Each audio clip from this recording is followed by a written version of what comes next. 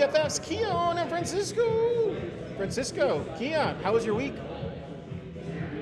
What's up? You asked us both. I think maybe Francisco can go first. Yeah, I'll go first then. Since you came up during a presentation today a couple of times, and cool. now you're wearing this sweet hat. So this is good, man. I love it. It was a pretty hectic week, pretty successful. It seems that people down in Mexico are excited about the builders and some of the momentum that the builders of Top Builder are carrying over to the end of the year. So it's pretty fun stuff, man. Pretty fun stuff. We pulled it off. Excellent. And today was today the block party, or is that tomorrow? It's right now. So it's happening right now. It's happening right now. So it's okay. Yeah. So literally, let me turn it around real quick. Well, let's go around here. So like we're all everybody's like eating dinner right now. We're gonna have drinks and they're drinking and stuff like that. So mariachis will show up in a minute. Yeah. We just did startup day, and like he said, like, dude, he should have saw his keynote. It was so good. You would have been so proud.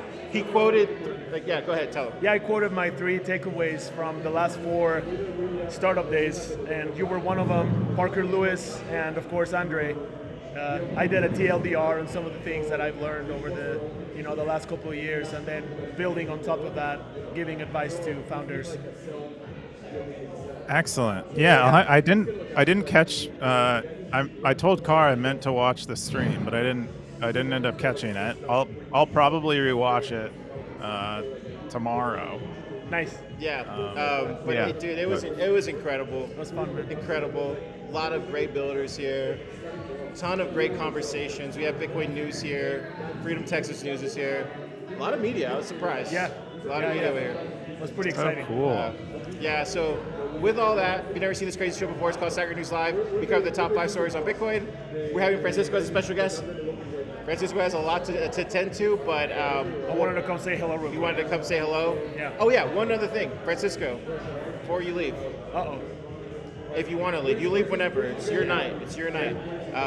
Do you want to mention anything about what's going on with Yopanki or anything like that? Yep. So a few of the things I'll mention are teas, but we've made some progress. We have a full functioning non-custodial Lightning wallet in our app. As of today, a lot of people downloaded it on test flight, and as a teaser, it's getting beyond the test flight stage. Shut up. Yeah, so we'll make an official announcement. But yeah, we've been testing. We're using Breeze SDK, which it's working awesome right now.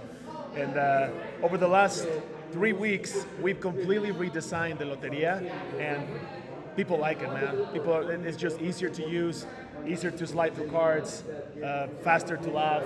Yeah. What's going on tonight? Tell everybody what's going on tonight. Yes. If you're in Mexico City, why should you come? If you are in Mexico City and you're interested in Bitcoin, I think this is the place to be. Thanks to Pleb Lab and what we're doing together, this is the top premier Bitcoin-only event happening in the country. So if you want to come hang out, say hello to a couple of Austin, Seattle, New York, Boston builders, come check it out. We're in Roma Norte, which is one of the trendiest spots in the city. Good food, good drinks, good company. Oh, look at that. Oh. Look at I got your packy. Yeah. Now you got to test out. Are you on the latest Loteria? version? No. I think so. I think I might be. Okay. Show us again. Let's see. I'm trying to get into Loteria. I need to sign up. I think it's new. Is that the new one? Yeah, it's a newer one. Yeah, we'll help you sign up. Cool. We'll help you sign up. But the non-custodial wallet is working too, so that's pretty exciting, man. That's pretty exciting. So yeah, if you're in Mexico City, you should come down here, Casa Lab, and hang out. Good spot, huh? What do you think of the spot? I think overall, I was just incredibly impressed with all the builders. Some of them were at the lab a little earlier trying to get ready, and I think there were some standout ones. I love them all, but I think you kind of set the tone at the top of the thing, and then it just went on the rest of the way. And I think a lot of these guys were inspired by the people in the room. So amazing time. I think if you're building on Bitcoin, you should come to one of these events sometime. Pleb Lab's gone international. Oh yeah, he mentioned that. We gone international, Keyan. No way. By accident. I didn't even realize it. Yeah. Startup day. What do you mean? Oh, startup day. I see. Yeah. It's gone international, man. That is international. Okay, here we got the new Lotteria. Oh, Look yeah, at how let's beautiful. go. Yeah. Now, if you click on that deck of cards on your top left, Yeah. now you can slide Okay. through those cards. Yeah. Whoa, dude. Yeah. Wow. Oh man, look at that! And look at this animation. Yep. It does that. So it has sensor. Yeah. Wow, dude. That's awesome. That's amazing. Thanks, Keyan. That Beautiful. was a good shout out right there. Now, I just also want to say, like, dude, if it wasn't for Francisco and Yopaki, there's no way this event would have happened. Like, seriously. Like, and I'm talking about Francisco's family, Carlos's family, like literally grassroots family edition of Startup Day. Yeah. That's the best way. It was like it's a family endeavor. Yeah. So I thank think- you to Francisco, Also. your wife. and I feel the everybody. same way. It looks like every pleb stepped up to the plate. We have some stories for you, Keyan, when we get back, but Yeah, for all I sure. gotta say is all the plebs stepped up, and we needed them too. So Yeah. that was cool. That was Yeah, pretty we have special. I always heavy get hitters so much too. FOMO. I always get so much FOMO when you guys are down there. Someday I'll get to travel. Someday I'll feel like I'm not like leaving the ship when I'm. But Yeah. No, yeah, it it makes seems like you sense. guys always have a blast. All right. That's what it seems like. Okay, Yeah. that's good. We're doing a good job. We did one last year too. We're doing a so good that's job. good. I need to go attend Yeah. mariachis, man. Thank you, Thank you, Francisco. Keyan. I'll see you next week. Yeah. Bye, Francisco. Congrats. Thank you. All right. He had a run. But Okay. we might have some more guests here later. I'll just bring them on. Oh. But yeah, if you've never seen this crazy show before, we cover the top 5 stories of Stacker News Live. We're going to dive into it now. The first one is the mental transaction cost of Zaps. This is a Bitcoin territory, September 19th, Scoresby post. Keyan, what's this? Yeah, so Scoresby recently read Nick Szabo's famous post about the mental transaction costs of micropayments. This is kind of pretty commonly well cited when anyone brings up microtransactions. There's some commentary like taken from this post, which basically says that people don't want micropayments. It's like one of those things that seems like people want it, but they don't, is more or less the conclusion of the paper. That you end up, when you're doing microtransactions, you end up thinking too much about the decision, like making too many decisions while you're doing it. And Scoresby, after reading that, can you mute your mic while you're not talking? Yeah, let me see if I can. Hang on. It can be I don't pretty think loud. I'll keep I don't- going. I'm sorry. I don't think I can. We're just Okay, gonna have I'll just one of turn these, it down. Yeah. Yeah.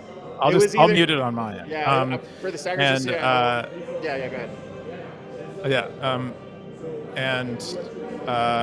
So Scoresby is contrasting that with his experience zapping on Stacker News and Nostr, and the fact that he doesn't have those mental transaction costs don't really show up in the way that Szabo predicts, and and kind of goes through the history of micropayments, like the context that Szabo was talking about these in, and uses like a silly example that's commonly cited, which is pay per second videos. Like some people are like, oh, what about the day when you're watching Netflix and you just pay for exactly what you watch, literally to the second. I think that's probably like the worst example of micropayments, but that's a common one, and probably like similar silly examples like that are probably behind Szabo's feelings about micropayments. Anyway, it just kind of it starts a conversation about where micropayments are good, where they're bad, why maybe is Szabo wrong, why is Szabo wrong specifically in the context of Stacker News, because post is written in Stacker News, so we'll all have opinions about why that doesn't come up much on Stacker News. But yeah, it was a really excellent post, and I'd been meaning actually to write something similar, given that I actually feel more anxiety around the auto pay monthly streaming subscriptions than I have than like the quote unquote micropayments of me buying or like renting a movie. Welcome to my world, Keyan. Or show. Yeah. So No. I much prefer that experience. I'll tell you what, so yeah, go ahead. I was just gonna hit on everything you're saying is exactly right. But the thing that I would give you credit on, and this is like where you were early on this, you and Oscar, I go back to this all the time, I say this on Soccer News, you understood you had to charge. Even the other day, me and you were having a conversation of like, wait, you charge for image uploads, or you charge, you're like, yes, dude. Like, we live in a world where we can no longer live by fiat currency. And so that's what I love about your approach to Stacker News, is you're constantly looking at how am I going to charge to keep us alive. Not to, I mean, yes, eventually you want Bitcoin to go up, all that kind of stuff. And then the next point I was going to go to is, I need to read this post because I want to say the incorrect thing, but I think Scoresby gets it. This is where you need to be in Austin. You need to see how we're all thinking about this, but we all understand about this. We've been sitting in presentations all day. It's like, revenue first, man. We're not in that world anymore. We're in this Bitcoin era, especially when it comes to revenue. It's extremely hard to build on Bitcoin. It's the same things you hear in the space. But if you're somebody like yourself who says, I'm stressing out about the 100K territories, yes, these are the struggles of an everyday business owner. Everyday business owner. So that's all I wanted to chime in on. Yeah, I wanted to come in there, and I wanted you gave the image fee example as a like example of revenue, and none of these things are. Oh, really? Okay. Are really, I don't really see them as revenue. I don't see them as like, because all of them go to either territory founders or the rewards pool. It's not revenue for us, it's revenue for other people. And for us, these things are mostly a means of preventing abuse. Because normally when you have internet services, they're frequently overwhelmed by bots and people abusing them. But if you can make it expensive when things get abusive, it tends to like dampen that effect, and that's mostly where our payments come in. Like we increase the payments on, I increase the payments on my territories when posting gets kind of abusive and people are just posting and not really thinking about what they're posting. I'm trying to introduce friction when people get abusive. That's mostly like I'm taking advantage of what Zabo is pointing out, which is that there is a mental transaction cost, and so I'm forcing someone to pay that cost if they are being abusive. And if you have something worthy, you're willing to pay that cost because you know you'll receive it back in the term in the form of Zaps or rewards. But anyway, I just wanted to share that. I don't really think about it in terms of revenue. I only think about revenue in terms of territory costs. But that is I don't think that's a successful thing yet. I need to do a lot more work there. Yeah, I would just say that I think charging for territories is revenue, Keyan. It is. So obviously you want to be able to sell those, and you're not a secret about it because you want to stay alive. Like that Bitcoin at some point is going to turn into very, very, very, very valuable. And if you have a low time preference like you've been having, and you build it slowly, and you're okay with gaining users with all this friction in the middle, then it'll just pan out. I mean, anything worth building is hard, and it takes time and effort and love and care and obsessiveness and all these things that you value. So I think Zabo probably coming from a great place, he's an OG. But if we don't go and try these things, how will we ever know? We can't just, pontificate about like, oh yeah. It's like, no, dude. Some people got to go fail and see if we can get on the moon. It's kind of one of those things. That's how I look at it, at least. Yeah. I mean, there's a lot of great comments in there about like where Zabo strays or kind of loses the beat on things. And my main response to Zabo's post is he kind of ignores that. He kind of doesn't appreciate that friction can be useful. Yeah. And Imagine if your tires had no friction to them and they would just slip on the road, like cars wouldn't be able to travel. So friction has utility. You don't want it everywhere. You don't want it, I guess, when you're like sliding your hand over a smooth surface or something, you don't want a lot of friction. There's probably a better example of that, but friction is useful, and then you can mitigate friction. You can reward people for going through friction. And that's kind of, I think, something that Zabo didn't really touch on. But there are a lot of great comments in there on this very issue if anyone's interested. Yeah, definitely check it out, Saggers. Let's jump into the second top story. The second top story is the dollar dilemma in Egypt. This is from Student of Bitcoin Territory, September 17th, 32 comments, 11,000 sats. Keyan, what's this? Yeah. So Student of Bitcoin, they wrote a post. I think they appear to be traveling around. They're visiting Egypt in this post, and they're on their way to Ethiopia. They say at the end of it. I think they came from Jordan, but they tell us about their experience both using Bitcoin and dealing with the local currency in Egypt. Egypt has notoriously hyperinflating currency. But that one of the things they mention here is that there's a difference in the exchange rate between the Egyptian currency. They call it EGP. I wonder if it has a better name, but EGP and the dollar. So they go to an Egyptian bank, and for $1, they get 31 EGP. So the exchange rate is 1 to 3, and then but on the street, a single U.S. dollar when they first arrive, got 37 EGP.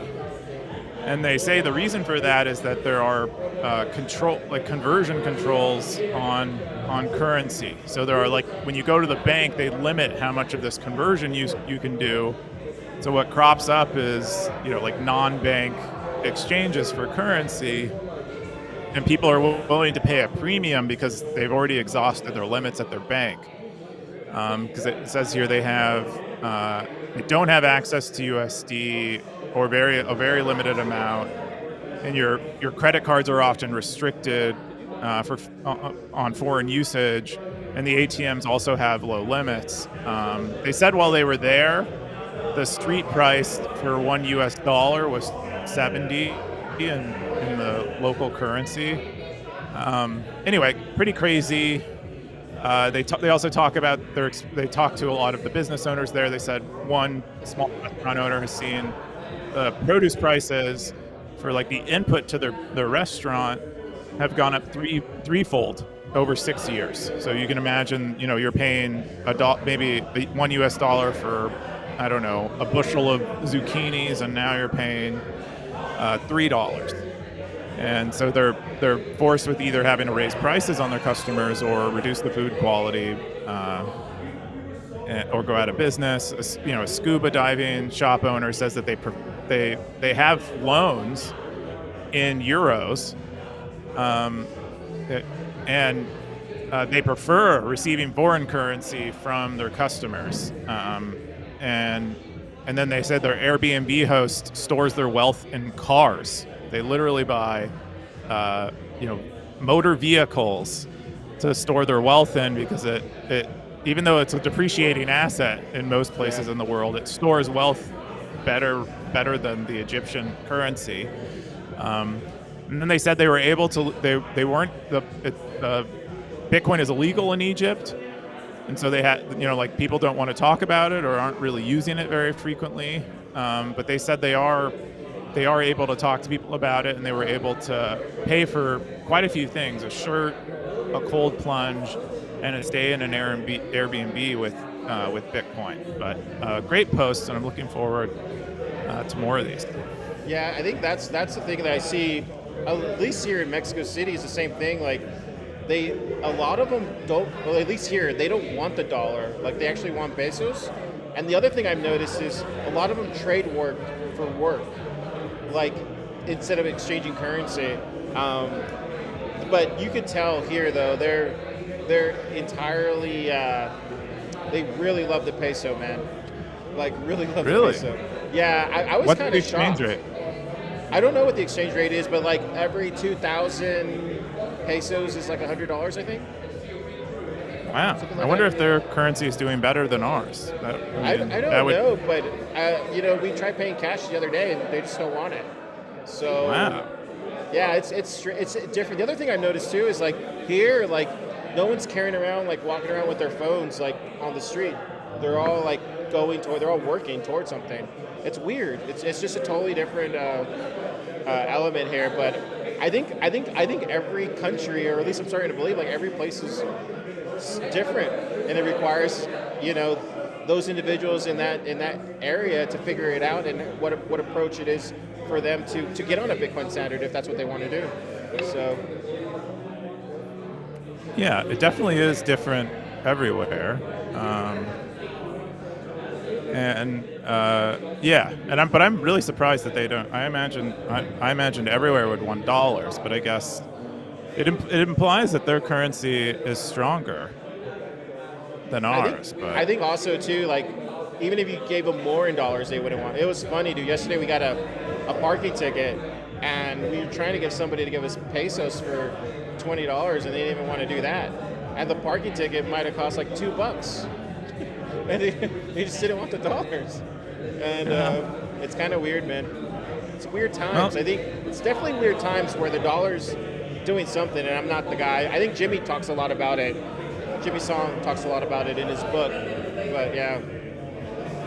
Okay. Well, maybe it's just like, maybe it's a cultural, like maybe culturally they don't really like exchanging in dollars. And so it's just like, if you accept dollars, you have to find someone to accept them, and other people won't accept them. So there's a bit of like like a social dynamic at play rather than a financial one. There's a lot of Bitcoiners here, though. That's what's kind of cool. A lot of Bitcoiners, so paying in Bitcoins, it's a way bigger amount of people than last year when we were here. So that's kind of cool to see. Okay, cool. The third top story is EK's Irregularities #1 clickbait title, mostly harmless territory. EK 32 comments, 7,000 sats. What's this? Yeah, this was one of EK's famous stream of consciousness posts.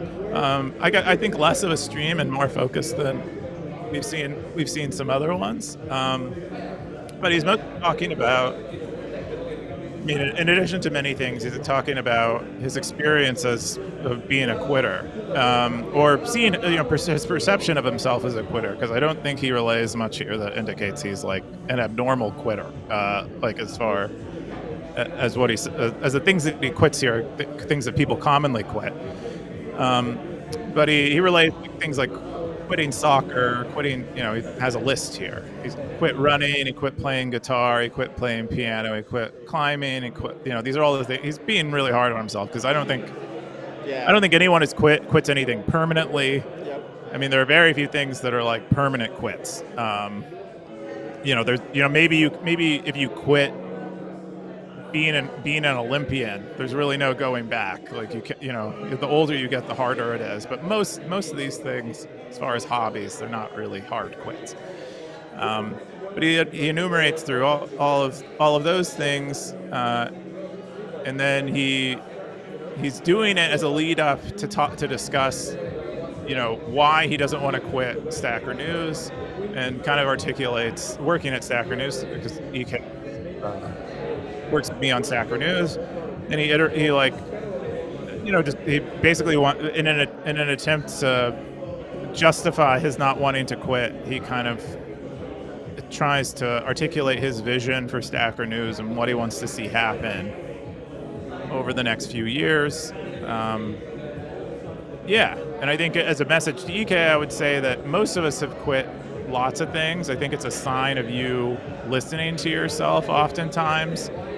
And usually we end up quitting things that are poorly suited to us, that we think that we for some reason believe when we begin that they'll be well suited to us, mostly because we see other people doing them.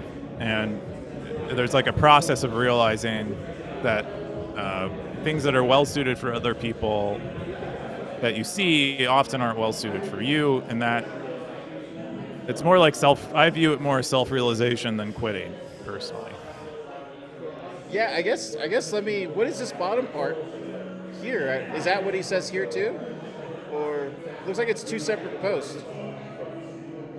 It kind of is. I mean, he links them together. It's like nicely like lateral in terms of the scope of it, but it has somewhat of a linear progression through it. But all of it is like his vision for Stacker News. He talks a little bit about his experience at being at Pleb Lab, meeting Max, who is the lead investor in both of Stacker News' rounds, and describing to Max how he feels about it. Because one of the first questions Max asked him is like, how does he enjoy working on Stacker News? And he describes that conversation and how he felt he answered the question, and was kind of disappointed in his own answer, and so here's his attempt to answer. That's what he says, at least. I don't think I was there. It seemed perfectly good to me. Yeah. I think I would just say like there's no one better you could be honest with than Max. So that's for sure. I will say I agree with you, Keyan. There is no quitting in life. There's only dying, and you can die. So until you're dead, you should probably do the things that you want to pursue. And just because you put them on the back burner, that's not quitting. They're not in your line of pursuit. That's what I would say to that. I think what my kind of thing with AK when I was hanging out with him is he's a curious guy, and I think that's what he loves about Stacker News the most. That's what I gathered from him, and I think you guys are a perfect fit. I work with you on this podcast once a week on it, and I have fun doing it, but. Yeah, I think there's just, yep, and I think it's also this too, and I'm going to make a post about this, I'm going to talk about it, and I think I talked about it you personally. I think it's okay to be difficult to work with, and this is coming from me, not you, I'm just saying myself. I think it's entirely okay to be difficult to work with. I think you'll find the people that vibe with you, and you'll work it out, and that's how I feel about that, but at some point I want to write an article about why I came to that assumption over these many years in my life collaborating with people, and why I feel like until recently everything hasn't started going right until I had that more earnest kind of feeling, if that makes any sense. Yeah. You and I have had a pretty long discussion about this, but I do think it's a fine line. I think there's a little bit of wordplay that's happening that I think maybe disguises what you really mean, because I don't think you mean being a jerk or being unreasonable or being uncooperative. What you really, because that's what people mean when they mean I don't hard mean to that. work with. That's why I got to write about it. What you mean is, yeah, exactly. What you mean is like being authentically who you are, and like not bending from who you are, not losing your authenticity because someone asked it of you. Yeah, that's what it really comes down to, and those people you'll match with, and I feel you're that way with a lot of the same values that I have. We talked about that, and that's what keeps us together. At least that's what I believe. Because I think a lot of this is maybe for EK. It's opting in, man. It's whether you want to opt in on it or not. You don't have to, and that's okay too. Like, live your best life, and just wait till you die. You're gonna regret. You wish you had done a lot more things. So yeah, good post. I want to read this. Yeah, it's a good one. The next top story is block template similarities between mining pools. 0xB10C, September 16th, Bitcoin territory. 4 comments, 1,000 sats. Keyan, what's this? Yeah. So if people who, the 3 people who watch this podcast recall or read Stacker News, B10C frequently writes these highly detailed, well-reasoned, well-researched posts on kind of what's going on Bitcoin's peer-to-peer network. And lately he's been writing about mining pool centralization, or gathering data on mining pool centralization and kind of surfacing it for us. And them and Mononaut, I think, were were 2 people that were really sounding the alarm when it noticed that we had a lot of proxy pools going on in mining, where a lot of a lot of mining pools that look like separate entities are actually just like a white labeling or fronting for another mining pool. And so they did that. It was more of a visual interpretation. They didn't really have any hard data. They couldn't tell how similar all of the pools were. But they went B10C went through and did more detailed analysis. They were gathering mining pool jobs that were issued, and then eventually ends up comparing them, and they do all of this analysis in this post. And so you can see very clearly where there is this kind of proxying going on. And so for example, there are quite a few, like some of the bigger pools they have very high similarity. So Ant Pool and Poolin have 99% similarity in terms of the block templates that they're using to construct blocks. Antpool and BTC.com and Poolin. So that's kind of that proxy mining pool weirdness that they only had kind of qualitatively detected a while ago. And then you have quite a few others that are very similar, that are proxying for one or the other, like Brains and Ultimus and Spider Pool and Binance Pool. Anyway, there's a bunch of graphs and data in here, like a bunch of visualizations. Does a really excellent job of showing where this centralization is. Uses Ocean as kind of like a base case for like a non-centralized pool, given that they are, they have fairly unique perspective and policies. Overall, these are really excellent. Like, there are very, very few people that do this kind of analysis in Bitcoin and write it up so comprehensively. I'm really thankful for these posts. So. Yeah, I was gonna say something, and then I saw this from Vake. Stay in your lane, Car. So I think I have a lot more questions than I do answers on this one. But my pleb Spidey senses says, where there's smoke, there's probably more smoke that needs investigating. Because it could just be cooking. They could just be cooking, like cooking some really good, I see. really good food. No, I think this is real. This is a fire. This is mining pool centralization. Is that where you're going? Okay, so you're thinking it is mining centralization. I didn't want to go that far. No, it is. It's well known. Well, you can say that. So this is okay. If you want to have that discussion, then sorry, Vake. I tried saying my name, but Keyan's baiting me.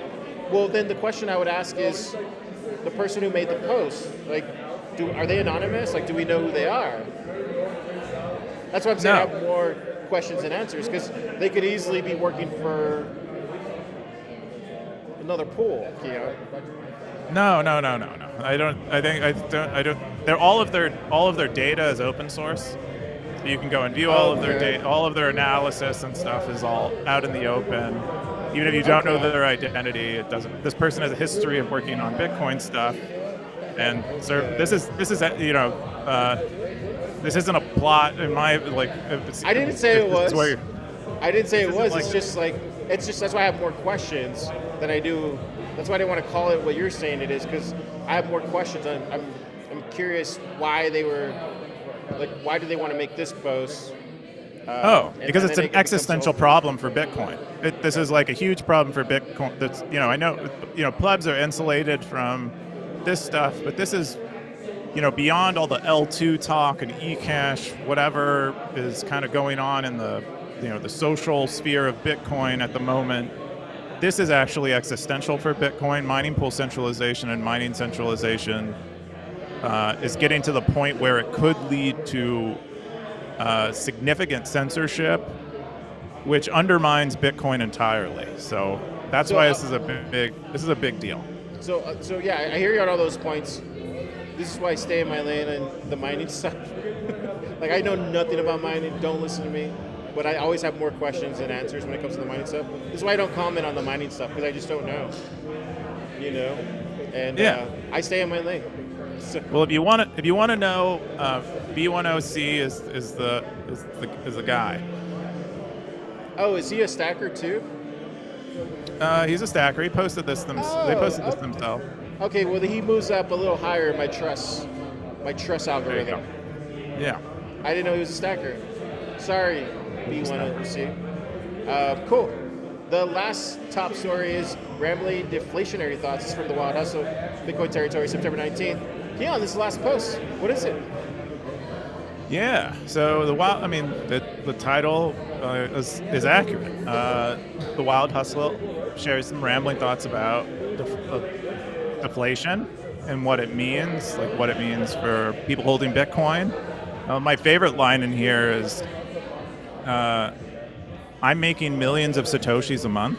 So I think the Wild Hustle is probably paid in fiat currency, but at the current exchange rate, he's making millions of Satoshis a month. And he says, I'll never be able to make this kind of money again. Because even if they're paid more in fiat, there's, the presumption is that the fiat will not convert into millions of Satoshis into the future. And so I think, I think it's pretty cool. He talks about. His. Armand from Timestamp just offered me a drink, Keyan. I got to take it. Oh, okay, you got it. All right, yes. Take it. Whatever you think. I'm not picky. Yeah, so Armand, real quick, I'm sorry to derail the Wild Hustle, but Armand flew all the way down from Austin to come speak at this event and gave the whole room of builders advice on raising. A lot of the questions we have at Pleb Lab, and Armand was there just like dropping all the alpha. And so I just thank you, Armand, for doing that. But yeah. Has he ever come through Pleb Lab? Have you come through Pleb Lab before? He has. Okay, so he has. So the other thing he's already doxed. He's Dr. MD on Twitter. Wait, Dr. Bitcoin on Twitter. Oh, no way. Okay. Yeah, dude, I know. I was shocked. He told me that a couple days ago. I was like, really, the whole time? Everybody in the room was like, what? And started clapping. Anyways, amazing. Now you're really doxed. No, he's building Timestamp. It's an amazing product. I'll tell you about it when we get back to the lab, but yeah. Okay, cool. Sorry, go ahead. The Wild Hustle. Yeah. There are a few of the rambles in here. One of the rambles is him talking to his dad about how things tend to go towards zero. The trend is that prices go towards zero because technology makes it so that we more efficiently produce them, and therefore they should be going to zero. And just how it didn't land with his dad, and how that's fairly advanced Bitcoiner thought. It's like a Jeff Booth level thought. And I don't know, just a couple of things like that. But I'd say overall a pretty nice collection of rambles from the Wild Hustle. Yeah, I mean, I see the Wild Hustle everywhere. He doesn't stop, man. I didn't read this post, but I'll take a look at it. Yeah, I don't really have anything to say. What else? What do you think? Oh, I think I shared all my thoughts on that post. I think what really landed with me was the one line I shared about appreciating the current exchange rate, where it is and how much Bitcoin it's buying you. And that will probably change significantly over time. I think that's a pretty fun thing to think about. But that's really all. We also those are the top 5 stories I wanted to go. We had an AMA with Alan Farrington today. Oh, nice. It's pretty awesome. People asked him a lot of great questions. How did that go? That went great. Then we had 100 comments right now. So probably at least 50 questions in there. And then we had an AMA with Des Dickerson. Stacker. That's right. I think we've done an AMA with him before, but maybe we haven't. Maybe that was the first time. We also did another AMA with Desiree Dickerson, who's the CEO of Thunder Games. Been in Bitcoin a long time. Was previously at Lightning Labs before moving to Thunder Games, and Thunder Games makes the Clinch Solitaire game. They do this cool P2P wagering stuff. But yeah, we had an AMA with her, and I'd encourage people to check that out. We also did a release yesterday, kind of a controversial release. What did you do? I didn't. Where see it. Oh, you didn't see it. We increased the fees that the territory founders make. So previously there was like someone posted a posting cost in a territory was 100 sats, and 50% of it would go to the territory founder and 50% of it would go to the rewards pool. Now 70% goes to the territory founder, 30% goes to the rewards pool.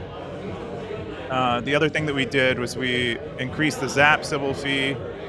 So previously, when you would Zap, it would 10% would go to the rewards pool.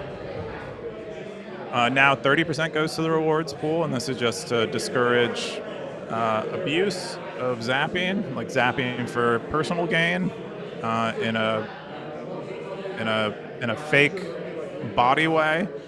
And then the other thing that we introduced was something like an ad, where if you have, we basically overhauled boost to make it so that if you have like the highest boost in a territory, your post gets pinned to the top of the territory for 30 days, and other people can like out boost you and take that spot if they choose to. Then if you have the highest boost over the entire site, you get pinned to the home page and the rewards page. Anyway, so we just like kind of that was the release that we did yesterday. There were a lot of great posts this week overall. I would say if you're listening at home, just keep complaining, and Keyan will change it. That's what you want. So you hold the keys, stackers. Complain articulately, and give me an alternative. I don't mind a great complaint. I love a complaint. I love even negativity, so long as I do that all the time.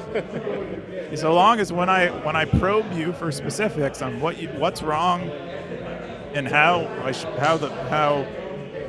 the goal should be met some other way, you can say so. And like that's all I require. You can call me whatever names you want. I just please be articulate. And not just emotional with me, because I don't know what to. I can't help you with your emotions, but I can help introduce solutions to the problems that created your emotions. Okay, cool. Let's jump into. Do you have anything else you want to cover? Not really, but I was going to say there were a lot of great posts this week that we're not going to get to.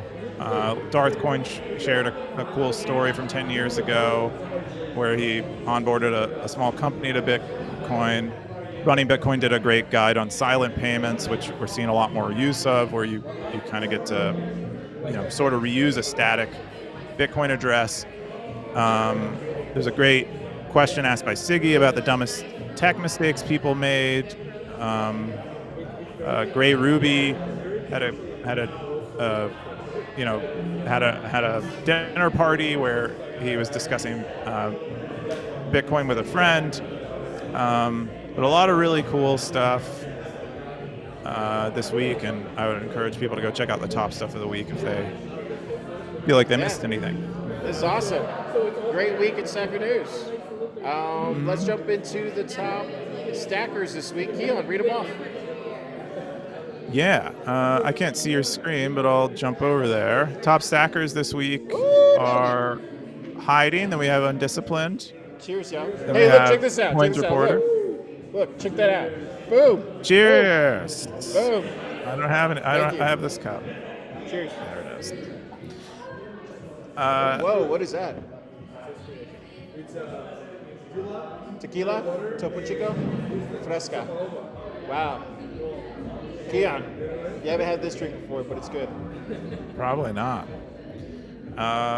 Yeah, so Coins Reporter still at the top of the rankings with alongside Undisciplined and a few hiding stackers. Me, Gray Ruby, Another stacker in hiding, rsync, 0x Bitcoiner is back on the leaderboard. I am single near the top. Yeah. Tom K, EK. This is great. A lot of familiar faces.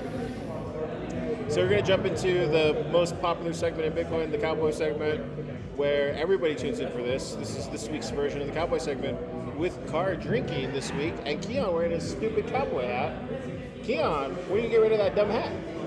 I'm going to keep it. I got them to send me another one because Really?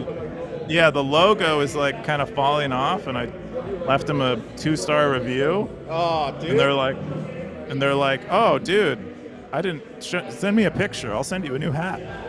As a business owner, you should never leave a 2-star review.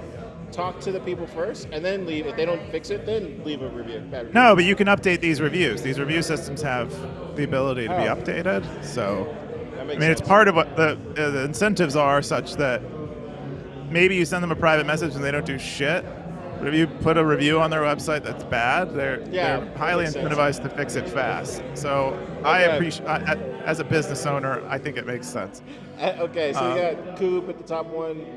Bitcoin is the future, Undisciplined, 117, Blockchain Boog, TN Stacker, Gray Ruby. We are all Satoshi. It's been nothing's changed. Wait, wasn't EK up there? This changed, didn't it, from last week? Yeah, I think he might have lost his again recently, but he'll go on a fat streak and then lose it. But So Blockchain Boog actually is looking pretty good right now. He's been climbing. The Boog. And then he's also, look, dude, he's actually close to 1 million sats on Stacker News. that's right. It's coming up. Wow. Blockchain Boog. I never looked at his image, but if you look at his image, it says running BTC. Do you know that? Oh, in the little mushroom. Yeah, the little mushroom. Yeah. Yep. Cool. I think that's all I got. We have any comments? We got Wild Hustle said, let's go. Pleb Poet says hats. Ezekiel says, why is Pleb Poet blue hat, not me? She said, just cool. Looks like they're just talking. Just talking in the live stream. Cool. All right. What are you going to do this weekend? I don't know. I don't think I have anything planned. I still haven't set up my graphene phone yet. Maybe I'll do that this weekend. I didn't. There's a bunch of stuff I didn't do at the beginning of the month that I was supposed to do. I didn't do the investor update this month. I flaked on it. So I'm gonna have to double up. I'll probably just wait until the end of the month and do 2-in-1. Me too, man. I haven't sent one out since the summer, so I think we're all there. I think it's just it's been incredibly busy, dude. Yeah. I try to leave some time usually at the beginning of the month, but I didn't do it this week or this month. And it happened. This is the second time I've missed a month. Plepo had said 2 stars for the CP 2 stars for what? for this episode. Oh, why? She needs to say why. In my review, I said why. I gave it 2 stars. I didn't just leave 2 stars. Because Ezekiel said because the hat wasn't big enough. What are you talking about? This is the biggest hat I can find. Find a bigger hat and I'll buy it. No. I'm tired of the hat. It's only been 2 weeks. I'm tired of it. I'm not even joking. I don't like it. That's your problem. I mean, you also didn't like the cowboy segment until you got corrected live. Maybe I'll get corrected when we do a live Stacker News live at TabCon. Maybe I'll get corrected about the hat. There you go. Maybe. What are you doing this weekend? Are you just going to be hungover repeatedly? Dude, so like the past 2 days, just all like nonstop. And then today, like right now, literally after we get off, I'm gonna go and have a drink and hang out and talk to everybody. And then tomorrow we'll probably go to the pyramids or go to the water or something, and then fly back on Sunday. That's what I'm gonna do this weekend. So no work tomorrow. I'm gonna take tomorrow off, but Sunday I'll be back right at it. That sounds great. I have lots of FOMO. Sounds real nice. There's a couple people here too. Super Testnet. I saw Super Testnet spotted around here. That's right. I mean, like everyone from the lab is down there. He said it was the best startup day he's ever been to. That's what he Wow. said. That's what Super said. And I quote, The other ones? this is our fourth one. But he didn't go to the other ones. He's fond So of he saying. didn't go to the one in March, which I think was the best one. This one's a special one because it's an international version of it. But yeah, I think that was his opinion. Anyways, Sackers, if you're at home, have a great weekend. Go find some people and try to get them to use Bitcoin. I don't know, do something fun. Or if that's not fun, then find something that's fun. Just don't quit. Don't quit. You're not a quitter. Or quit. Quit and move on to something, and then don't quit something else later. Yeah, it's true.